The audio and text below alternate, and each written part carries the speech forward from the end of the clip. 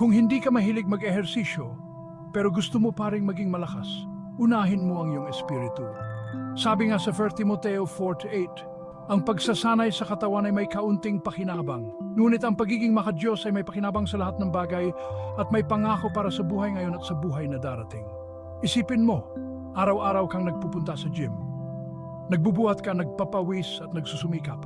Pero paano kung ang parehong pagsisikap na yan ay ilaan mo sa pagpapalago ng iyong espiritu?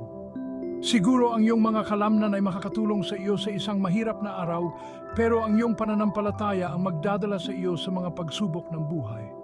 Ang tunay na lakas ay nasa koneksyon mo sa Diyos. Kapag tinutukan mo ang iyong kalusugang pang-espiritu, makakamit mo ang mga biyayang magtatagal lampas sa buhay na ito.